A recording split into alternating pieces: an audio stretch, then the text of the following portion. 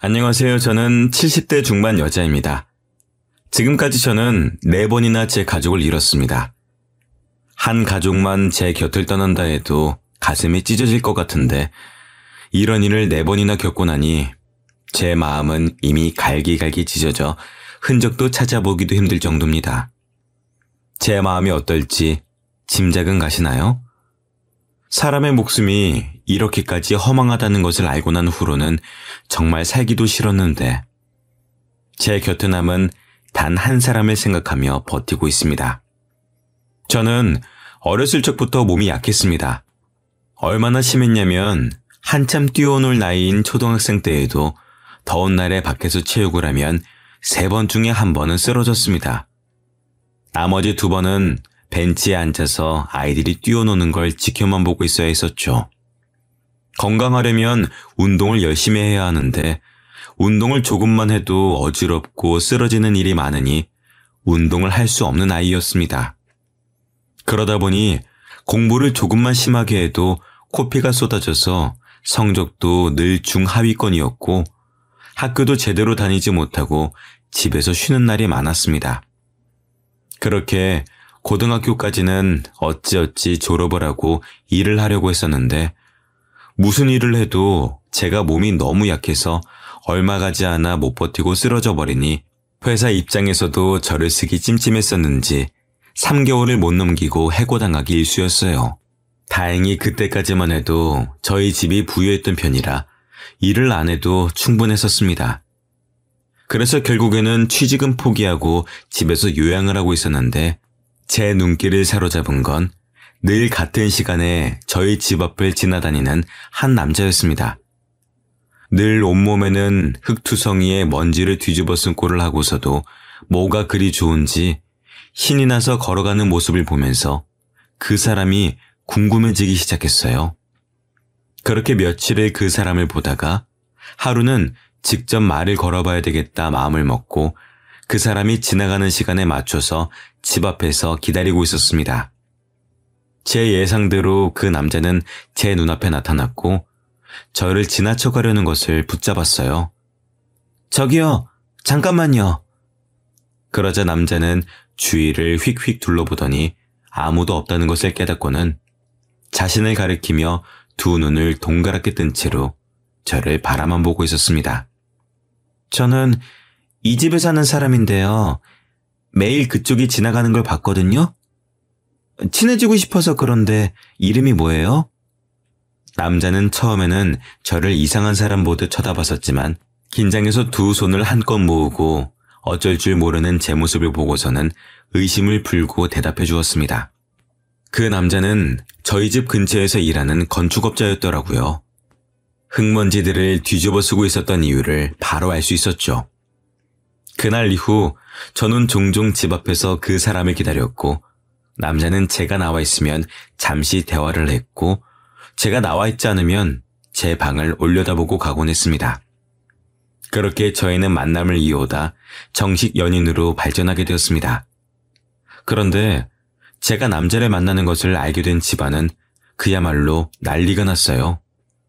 너 만나는 사람이 건축 일을 한다고? 그럼 무식한 일을 하는 사람이랑 말은 통하니? 그래, 너 정신 차려. 네가 아직 사회생활도 제대로 안 해보고 많은 사람을 못 만나봐서 그런 사람이 눈에 들어오는 거지.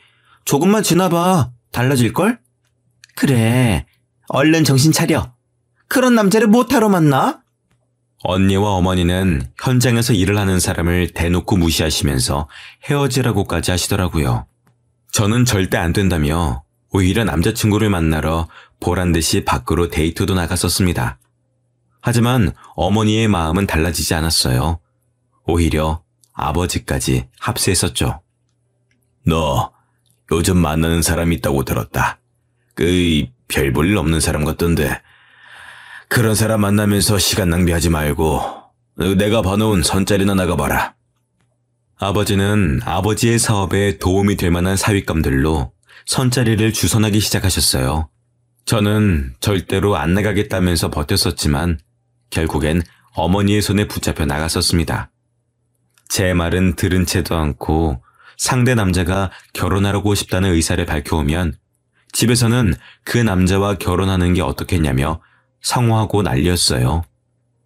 어차피 몸도 약해서 일도 제대로 못하고 그렇다고 머리가 뛰어난 것도 아니니 그냥 내가 봐놓은 괜찮은 남자랑 결혼해. 에? 그거 너도 좋고 우리 집안에도 좋은 거야. 그게 어떻게 저한테 좋은 거예요? 저는 싫어요. 결혼은 제가 좋아하는 사람이랑 할 거예요. 제가 알아서 하게 내버려 두세요. 어쩜 너는 그렇게 제가 하고 싶은 것만 하려고 할 수가 있니? 자꾸만 그렇게 네 마음대로 할 거면 집 나가서 그 남자랑 살아. 아버지도 화가 날 대로 나셔서 저에게 소리를 쳤고 저는 그 말에 고지곳대로 알겠다고 하고 짐을 싸들고 나와 남자친구의 집으로 향했습니다. 남자친구에게 결국 그동안 강제로 선을 보고 있었던 것도 모두 털어놓았고 그 이야기를 모두 듣고서는 화도 안 내더라고요. 오히려 그럼 선을 못 보게 얼른 결혼해버리자며 먼저 말을 꺼냈습니다. 저도 그 생각에 동의했기 때문에 일주일 후 아버지의 화가 조금이나마 풀리셨을 거라고 생각하고 집으로 남자친구와 인사를 드리러 갔어요. 남자친구는 부모님이 안 계셔서 지금까지 쭉 혼자 지내왔다고 하더라고요. 그래서 저희 집에서 허락만 받으면 됐었죠. 초반까지는 그래도 싫어하지도 좋아하지도 않는 분위기였습니다.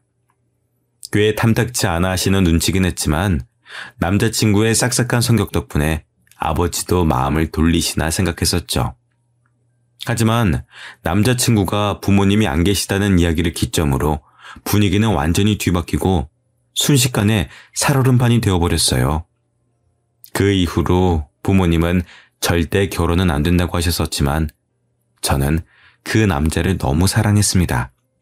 결국에는 그날 밤 저를 방에서 나오지 못하게 어머니가 제 방문 앞을 지키고 계셨고 저는 창밖으로 몰래 탈출해 남자친구와 도망쳐 혼인신고를 해버렸어요. 결국에는 부모님과 저는 연이 완전히 끊겨버렸죠. 그 이후로 남편과는 작은 다툼 하나 없이 3년을 넘게 살았습니다. 아이를 가지고 싶었고 제가 몸이 좋지 않아 임신이 힘들었지만 남편은 그럼에도 아무런 재촉도 하지 않고 둘이더라도 충분히 행복하다면서 오히려 긍정적으로 생각했습니다. 그런데 남편과 결혼한 지 4년째 되던 날 저희에게 아이가 찾아왔습니다. 생각지도 못하고 있다가 속이 며칠째 더부룩해서 체한 줄로만 알고 병원에 찾아갔다가 저희에게 아이가 생겼다는 기쁜 소식을 들을 수 있었어요. 남편도 내심 아이가 있었으면 바라고 있었던 건지 정말 기뻐하더라고요. 그 이후로 저와 남편은 아이가 세상에서 나올 날만 손꼽아 기다렸습니다. 그런데 아이는 뭐가 그리 급했는지 한 달이나 일찍 세상에 나왔어요. 그러다 보니 몸도 다른 아이들보다 훨씬 약했었고요. 아이는 제 품에 한 번 안기고서는 바로 신생아 치료실로 들어갔습니다. 그래도 제가 퇴원할 때쯤에는 몸이 많이 튼튼해져서 함께 집으로 돌아올 수가 있었어요. 그 이후로 남편과 저는 아이를 키우는 맛으로 살았습니다. 딸이 아주 작은 소리라도 내면 남편과 저는 순식간에 딸에게 집중을 했었죠. 퇴원은 했었지만 저도 아이도 몸이 너무 약해서 남편도 여러모로 신경을 많이 썼어요. 아이가 열이 자주 나서 그 이후로도 병원을 자주 들락거려야만 했었거든요. 그런데 하루는 아이가 열이 올라서 한참이 지나도록 열이 안 떨어지는 거예요. 갈수록 심해지는 열에 저는 아이를 안고 병원으로 달려갔습니다. 그런데 병원에 가서도 상황이 나아지지 않았어요. 아이는 이틀이 넘도록 열이 펄펄 끓었고 겨우 열이 내렸을 때에는 이미 뇌에 손상이 가서 목숨이 위태로웠습니다. 제발 살려만 달라고 빌었지만 결국 태어난 지 1년도 채우지 못하고 저희는 그렇게 아이를 떠나보내야만 했습니다. 집에서 떠나질 않던 웃음소리가 아이가 떠난 후로는 뚝 끊겨버리고 슬픔에 빠진 저는 한동안 잠도 제대로 못 자고 눈물만 흘려댔습니다. 먼저 정신을 차린 건 남편이었습니다. 남편은 울기만 하고 밥도 제대로 먹지 않는 저를 달래가며 밥을 먹이고 저를 데리고 밖으로 나가면서 기운을 차릴 수 있게 해줬습니다. 남편 덕분에 저도 1년이 지나고 나서야 조금씩 기운을 차릴 수가 있었죠. 그런데 다시 임신을 하기는 정말 힘들 거라고 했었던 의사의 말과는 달리 저희에게 둘째가 기적처럼 찾아왔습니다. 하지만 이미 몸이 많이 약해진 탓인지 의사는 아이를 낳는 걸 말렸습니다. 아이도 중요하지만 이번에는 정말 아이를 낳다가 죽을 수도 있다면서요. 하지만 저는 이번이 아니면 다시는 아이를 낳을 수 없을 거라는 생각이 들어서 모두의 만류를 무릅쓰고 저는 아이를 지키기로 결심했습니다. 그 이후로는 병원을 제 집 드나들듯이 드나들었습니다. 배가 자주 아파져서 병원을 갈 때면 어찌나 겁이 나던지 그렇게 자주 가던 병원이었지만 갈 때마다 눈물을 한 바가지씩 쏟아낸 덕에 담당 의사 선생님이 기겁을 하셨었죠. 다행히 아이는 뱃속에서 꼬박 10달을 잘 채우고 태어났지만 저는 정말 생사를 왔다 갔다 했었습니다. 결국에는 제왕절개를 통해 아이를 낳았죠. 다행히 처음 태어났을 때만 해도 몸이 약하다며 병원 식구들의 걱정을 한몸에 받던 제 아들은 고등학생이 될 때까지 흔한 감기 한 번 안 걸릴 정도로 건강하게 자랐습니다. 남편과 저는 다른 건 바라지도 않았고 그저 아들이 건강한 것만으로도 충분했습니다. 아들은 거기에다 공부도 꽤나 잘하는 편이었고 반에서 친구들과 사이도 좋았어요. 남편과 저는 이제 더는 바랄 것이 없겠다는 생각을 하고 있었던 찰나였습니다. 이제 곧 대학교를 들어가야 할 아들을 위해서 남편은 승진을 하려고 조금 과할 정도로 열심히 일을 하기 시작했었는데요. 그때 남편이 밤낮 없이 일을 하다 하루는 저녁에 술을 약간 마시고 확인할 것이 있어서 들렸던 현장에서 남편은 사고를 당했습니다. 술이 들어간 탓에 주변을 신경 쓰지 못했던 그때 남편의 위로 철근이 떨어졌고 뒤늦게 피하려다 결국 한쪽 다리가 완전히 깔려 그 다리는 뭉개져 버렸습니다. 결국에 남편은 왼쪽 다리를 절단하고 일을 그만두게 되었습니다. 심지어 회사에서는 술을 먹고 현장에 들어간 남편의 잘못이라며 보상도 해주지 않아서 남편의 병원비를 고스란히 저희가 떠안아야만 했죠. 그런데 문제는 남편의 병원비를 해결하고 나니 이제 당장 먹고 살 돈이 없었어요. 모아놓은 돈이라곤 남편의 병원비로 모두 나가버리고 이제 남편도 더 이상 돈을 벌어오지 못하는 상황이니 저라도 나가서 돈을 벌어야만 했습니다. 경력이라곤 20년 전 몇 개월 정도 회사에서 사무 보조를 하다 말았던 것이 끝이니 제대로 된 회사에서 저를 써줄 리는 만무했죠. 결국엔 집 근처 식당에서 주방 보조로 일을 하기 시작했습니다.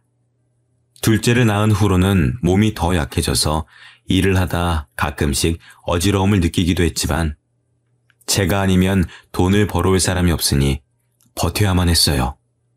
미안해 여보. 내가 돈을 벌어와야 되는데. 몸은 괜찮아? 뭐가 미안해. 지금까지 우리 식구 당신이 먹이 살렸잖아. 이제는 내가 벌어올 수 있으니까 당신은 집에서 쉬고 있어. 남편은 제가 일을 시작한 이후로 제가 쓰러질까봐 전전긍긍했습니다. 아들도 피곤해하는 제 모습을 보면서 학교를 다니고 친구들이랑 노는 것만으로도 바쁠 텐데 제가 퇴근하고 집에 오면 집안일을 싹 해놓고 저녁까지 해놓고 공부하러 갔었죠. 덕분에 집에 오면 편하게 쉴 수 있었어요. 그런데 하루는 아침부터 몸에 기운도 없고 어지러운 느낌이 들었습니다. 하지만 돈을 벌어야 하니 억지로 참고 일을 하고 있었는데 갑자기 눈앞이 핑 하고 돌더니 그대로 저는 쓰러져 버렸습니다. 그리고 눈을 뜨니 제 눈앞에는 남편과 아들이 울었는지 두 눈이 빨갛게 되어서는 저를 내려다보고 있었어요. 눈을 뜬 저를 발견하고 두 사람은 호들갑을 떨었죠. 여보, 괜찮아? 내가 미안해. 이제 내가 돈 벌 테니까 당신은 집에서 쉬어. 엄마, 아니야. 내가 돈 벌어올게. 나도 돈 벌어올 수 있어. 내가 미안해. 다들 뭐가 그렇게 나한테 미안해. 안 그래도 돼. 돈은 내가 벌 수 있어. 다들 쓸데없는 소리 하지 말고 나한테 맡겨.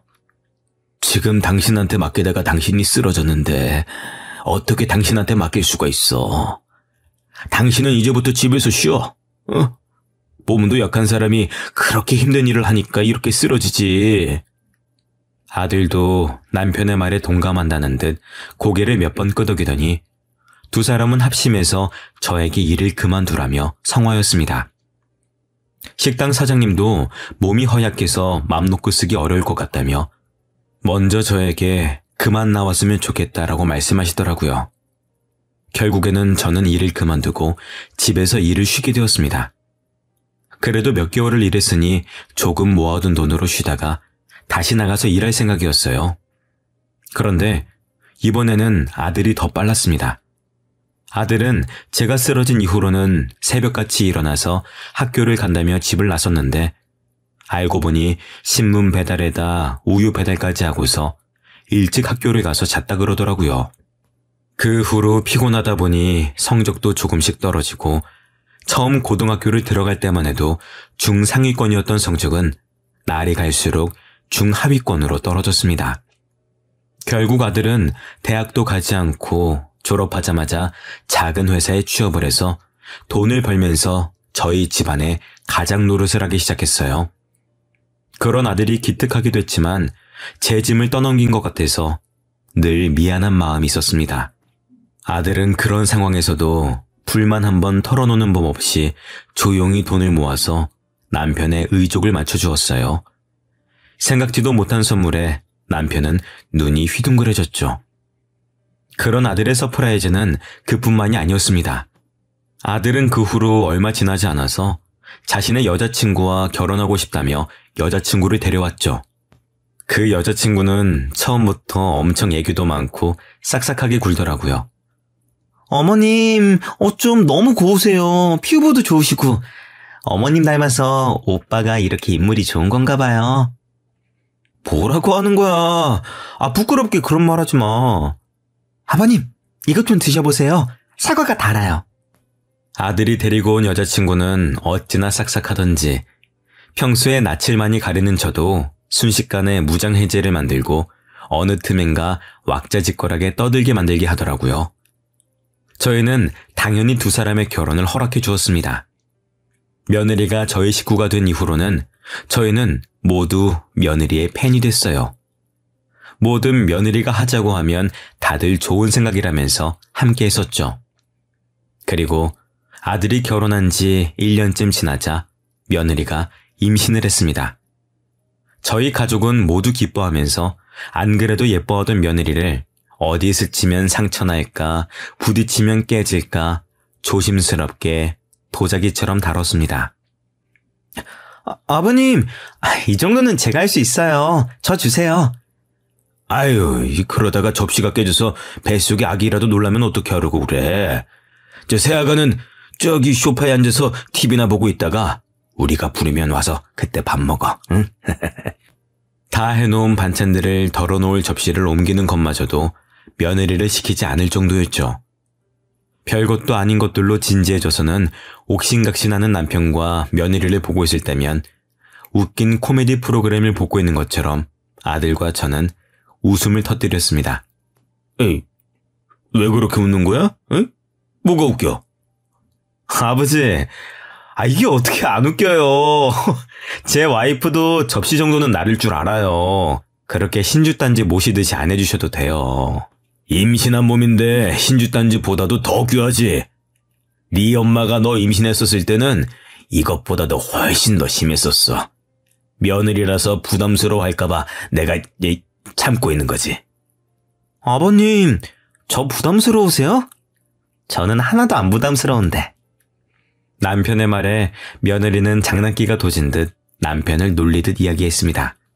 그러자 남편은 절대로 그런 것이 아니라며 펄쩍 뛰며 손사래를 치는 모습에 저희 세 사람은 한마음으로 남편을 놀려먹을 때도 있었죠. 그렇게 시끄럽지만 행복한 일상 속에서 아이도 무사히 잘 태어났습니다. 태어난 아이는 정말 며느리를 쏙 빼닮았더라고요. 잘 울지도 않고 생글생글 웃기만 하는 모습에 손주를 보고 있다 보면 하루가 어떻게 지나가는지 모를 정도로 시간이 뚝딱 흘러갔습니다. 남편과 저는 맞벌이를 하는 아들네 부부를 대신해서 자주 아이를 봐주고 있었는데요. 며느리가 다시 복직을 하면서부터 조금씩 바뀌기 시작했습니다. 처음에는 일찍 퇴근을 해서 아이를 데리러 꼬박꼬박 자러던 며느리가 갈수록 야근이니 회식이니 하면서 데리러 오지도 않고 일주일에 한 번 올까 말까 하더라고요. 아들이 손주를 데리러 오긴 했었지만 아들도 바쁘면 손주를 데리러 오지 못해 며칠을 내리 저희 집에서 보낸 적도 있었습니다. 그러다 보니 웃기만 하던 손주가 부모님이 보고 싶은지 울며 보채는 날도 많아졌었죠. 처음에는 저희에게 오면 부모와도 잘만 떨어지던 아이가 저희 집에 오면 제 부모랑 한참을 떨어져야 한다는 걸 알아차렸는지 떨어지지 않으려고 하더라고요.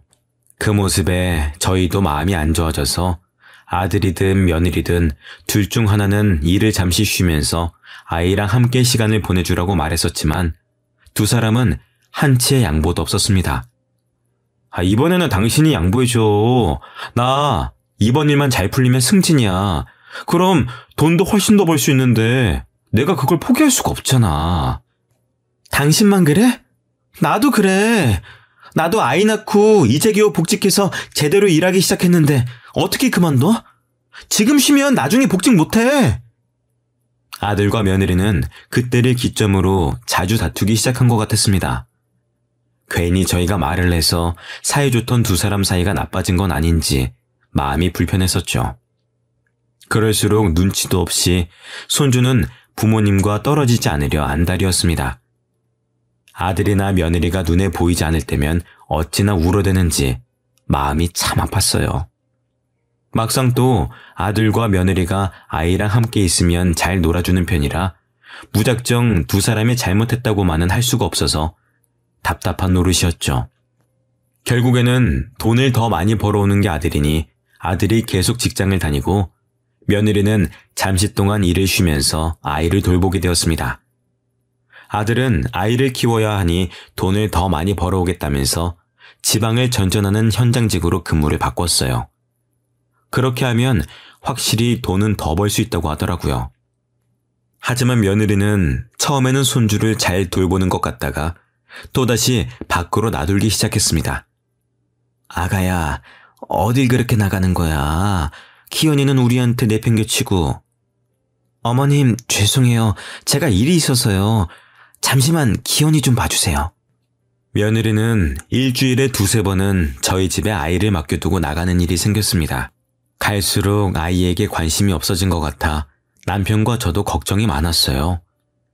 설마 새아가 밖에서 다른 짓 하고 다니는 건 아니겠죠?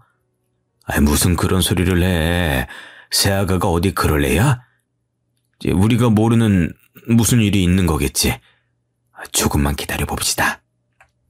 하지만 더 이상은 며느리를 기다리고만 있을 수는 없는 상황이 벌어졌습니다. 오랜만에 김치를 담가서 김장김치를 나눠주려고 아들네 집에 들렸었는데 초인종을 누르니 며느리가 나오긴커녕 집안에서 아이의 울음소리만 들렸어요.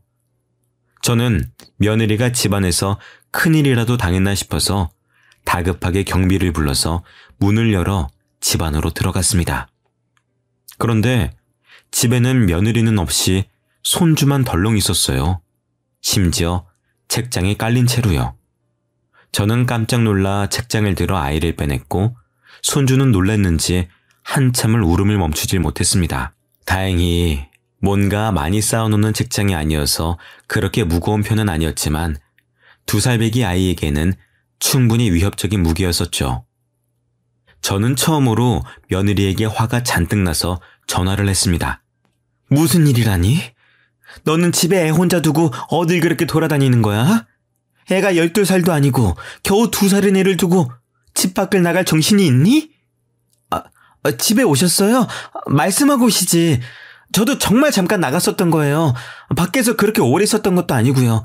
지금 바로 들어갈게요. 됐다. 집에 가봤자 기현이 없어. 기현이 책장에 깔려서 지금 병원이다. 병원에서 검사해보고 우리 집으로 데려갈 테니까 그렇게 하라. 네? 기현이가요? 많이 다쳤어요? 무슨 병원이에요? 이미 늦었어. 이제서야 기현이가 어떤지 궁금하긴 하니? 저는 화가 나서 며느리에게 병원도 어딘지 알려주지 않고 끊어버렸습니다. 다행히 손자는 어디 한 군데 크게 다치질 않아서 바로 퇴원할 수 있었습니다. 그리고 집으로 가니 며느리가 안절부절 못하면서 저희 집 앞에서 기다리고 있더라고요. 어머님! 기현이는요? 크게 다친 곳은 없죠? 그렇게 걱정됐으면 아이를 혼자 두고 밖에 나가질 말았어야지. 죄송해요. 제가 너무 급한 일이어서 앞에서 잠깐 만나자고 해서 딱 10분만 만나고 다시 집으로 들어가려고 했어요. 그렇게 급한 일이면 아이는 혼자 둬도 되는 거니? 아이는 데리고 나갔어야지. 죄송해요. 너무 급하게 나간다고 그럴 정신이 없었어요. 급하다고 애를 안 챙기는 게 무슨 엄마니? 너 혼자 있는 집에 기현이 절대 안 보내. 내 남편 올라오면 그때 우리 집 와서 데리고 가. 그 전까진 절대 안 돼. 며느리의 말을 들을수록 더 화가 치솟은 저는 아들이 오기 전까지는 절대 아이를 보내지 않겠다며 그렇게 말한 후에 집으로 돌아와 아들에게 전화를 걸었어요. 여보세요? 무슨 일이에요, 엄마? 기현이가 다쳤다. 애 엄마가 애 혼자만 집에 두고 나가서 애가 책장에 깔려서 집이 떠나가라 울고 있는 걸 보고 내가 놀래서 병원으로 데리고 갔다. 네? 그게 무슨 말이에요? 기현이는 괜찮아요? 많이 다친 건 아니죠? 많이 다치진 않았어. 이제 겨우 진정하고 잠들었다. 내가 아무래도 며느리를 잘못 본 것 같아. 급하게 나간다고 애를 내팽겨치는 게 말이 되니? 아들도 너무 놀라서 화를 내다가 일을 빨리 마치고 올라오겠다고 하더라고요. 늦어도 밤 12시에는 도착한다는 말에 항상 일찍 잠에 들던 남편과 저는 잠도 자지 않고 아들을 기다리고 있었습니다. 그런데 아들은 도착한다던 시간이 한참이 지나도 오질 않았어요.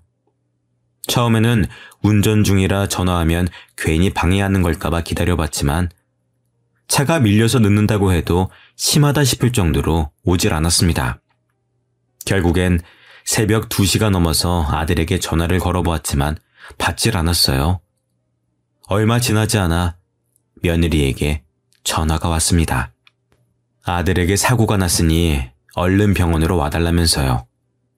그렇게 저는 병원에서 나온 지 24시간도 채 지나지 않아 다시 병원으로 향했습니다. 아들은 급하게 운전을 해서 올라오다가 졸음운전 차량과 사고가 나면서 차가 심하게 훼손됐다고 하더라고요.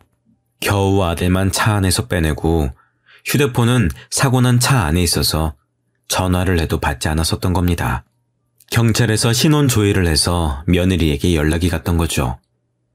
아들의 상태를 보러 갔지만 근처에도 갈 수도 없을 만큼 심각한 상황이었습니다. 병상을 둘러싼 많은 사람들이 아들을 살리기 위해서 온갖 가진 노력을 다했었지만 아들은 결국 그 자리에서 일어나지 못하고 숨을 거두고 말았어요.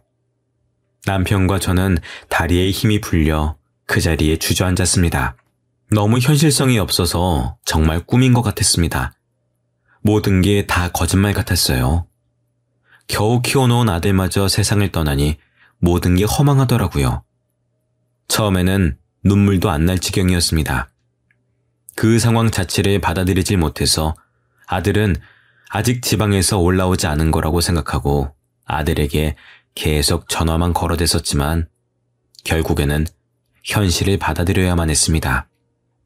아들에게 아무리 전화를 걸어도 전화는 연결되지 않았고 저는 그제야 아들이 정말 세상을 떠났다는 걸 실감하고서 그대로 무너져 내렸어요. 늘 제 옆에서 든든하게 받쳐주던 남편도 이번만큼은 도저히 감당할 수가 없었는지 함께 무너져 내려서 저희는 부둥켜 안고 울다가 그대로 저희 둘 다 실신까지 했습니다.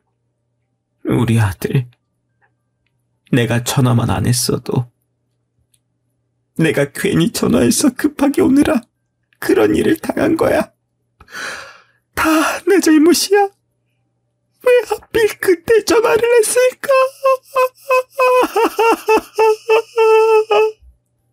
저는 제 스스로를 용서할 수가 없었습니다. 제가 아들에게 전화만 하지 않았더라면 이런 일이 일어나지 않았을 거라는 생각에 제 자신이 너무 미웠습니다. 심지어 제가 정신을 차렸을 때는 이미 아들의 장례식조차 끝이 나 있었습니다. 정말 낳기만 하고 해준 것도 없는 엄마가 된 것 같아 아들에게 너무 미안했어요.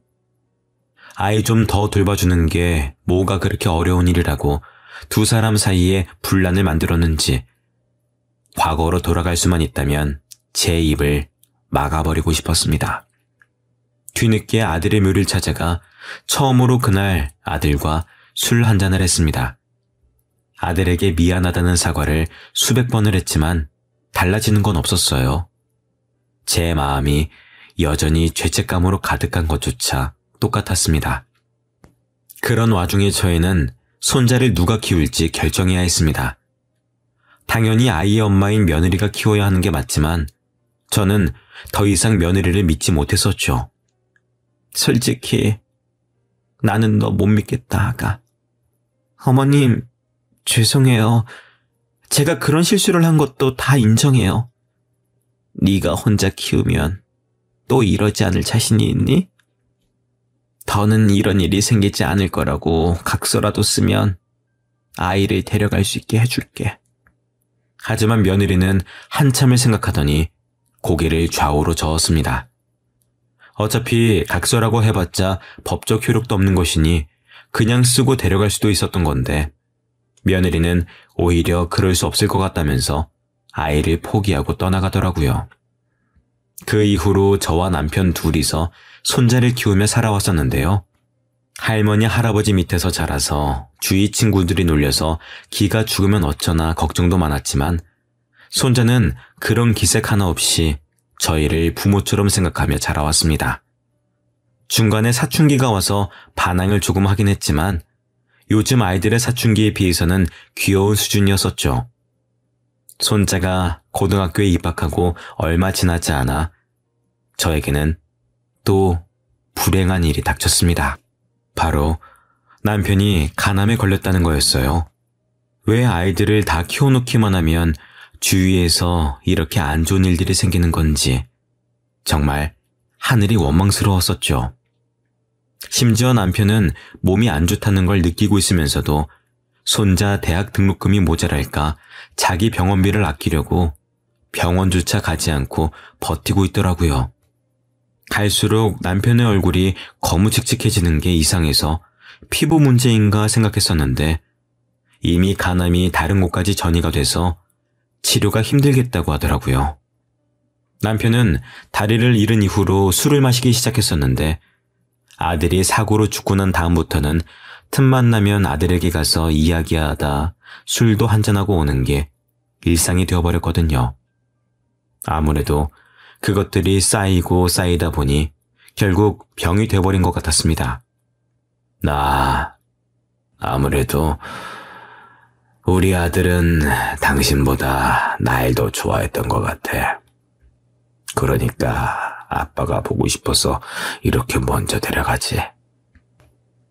당신, 그런 말 말아요. 무슨 그런 무시무시한 소리를 아무렇지도 않게 해. 당신은 천천히 와. 내가 먼저 가서 우리 딸하고 둘째 아들하고 놀고 있을게. 남편은 자신이 맞이할 결과를 알고 있다는 듯 모든 것을 체념한 채로 재미없는 농담을 하며 하루하루 버텨냈습니다. 늦었지만 그래도 치료를 해보기 위해서 남편은 병원에서 항암 치료를 시작했었지만 이미 나이가 있어서 그런지 치료를 버텨낼 체력이 부족했었는지 결국 수술조차 제대로 받아보지 못하고 병원에서 숨을 거두었습니다. 도대체 몇 번째인지 하늘을 원망할 힘도 없었어요. 제게 온 두 아이부터 남편까지 제 가족은 모조리 제 곁을 떠났습니다. 혹시나 손자에게도 그런 불행한 일이 닥치진 않을까 걱정되기 시작했죠. 그래서 손자만큼은 힘든 일도 하지 않고 편하게 자랐으면 했습니다. 하지만 그것조차 제 마음대로 되질 않았어요. 남편이 죽고 나온 보험금도 남편의 병원비를 해결하고 그렇게 많이 남지도 않더라고요. 그래서 저는 다시 일을 시작할 수밖에 없었습니다. 나이는 꽤 있었지만 그래도 저를 받아주는 곳이 있긴 있더라고요. 그래도 요리는 꽤 잘하는 편이라 주방에서 일을 할 수가 있었습니다. 하지만 그렇게 일을 한 지 2달도 채 지나지 않아 그만 불에 심하게 손을 대어서 한동안은 붕대를 칭칭 감은 채로 살아야 했습니다. 당연히 일도 그만둬야 했었죠. 나이가 있으니까 화상을 입은 손이 낫는 것도 더디더라고요. 점점 생활비가 줄어가는데 일은커녕 일상생활조차도 힘드니 걱정이 늘어갔습니다. 그런데 그런 제 걱정을 알아차린 건지 손자가 이번에는 아르바이트를 하기 시작했어요.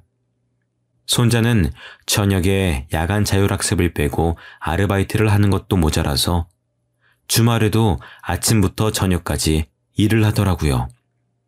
그런 모습에 손자를 말리고 싶었지만 말린다고 해서 모든 게 해결되는 게 아니니 참 여러모로 걱정이 많았었습니다. 그런데 공부도 곧잘하던 손자가 대학을 안 갈 거라며 저에게 말을 하더라고요. 아무래도 등록금을 낼 돈이 없으니 걱정이 돼서 그런 것 같았습니다. 하지만 제 손으로 손자의 인생을 망치고 싶지 않아서 등록금은 알아서 할 테니까 제발 쓸데없는 생각 말고 대학은 꼭 가야 한다고 한 달을 넘게 설득한 덕분에 손자는 다시 대학교를 가겠다고 마음을 고쳐먹었습니다. 하지만 손자가 걱정하는 것처럼 등록금이 문제였어요. 그걸 해결하려면 저도 나가서 돈을 벌어와야 했었죠. 그런데 손자의 담임 선생님에게서 전화가 걸려왔습니다. 안녕하세요, 기현이 할머니. 저 기현이 담임입니다. 아이고, 안녕하세요. 진즉에 제가 먼저 인사를 드렸어야 하는 건데. 아니에요. 다른 게 아니라 기현이가 가정 환경이 조금 어려운 편이죠. 네, 그렇긴 한데 기현이 대학은 꼭 보낼 거니까 혹시 또 대학을 안 간다느니 그런 헛소리를 하면은 선생님이 따끔하게 혼 좀 내주세요. 그러자 선생님은 조금 웃으시더니 기현이에게 장학금이 나왔다고 했습니다. 네? 무슨 장학금이요? 그동안 기현이가 교회에서 상도 많이 받아오고 성적도 좋아서요. 동문회에서 기현이 학기마다 500만 원씩 해주신다고 하네요. 그 말에 저는 그간 앓던 시름이 싹 나는 것 같았습니다. 그 후로 기현이도 아르바이트를 그만두고 공부에 집중할 수가 있었고 꽤 좋은 대학에다가 대기업과 연결된 과에 전액 장학금을 받고 입학을 했습니다. 덕분에 취업 걱정도 덜고 방학 때마다 그 기업으로 인턴을 나가서 돈을 벌어오더라고요. 그 돈만으로도 저희 2사람이 먹고 사는 데는 아무런 지장이 없었었죠. 그런데 어느 날 저희 집으로 며느리가 찾아왔습니다. 어머님, 그동안 잘 지내셨어요? 아버님 소식은 얼마 전에 들었어요. 무슨 일로 찾아왔어? 이제서야 기현이가 보고 싶은가 보지? 그러자 며느리는 고개를 푹 숙이고 눈물을 뚝뚝 떨어뜨렸습니다. 어머님, 저 얼마 안 남았어요. 엄마라고 말하지 않아도 돼요. 그러니까 한 번만 가까이서 볼 수 있게 해주세요.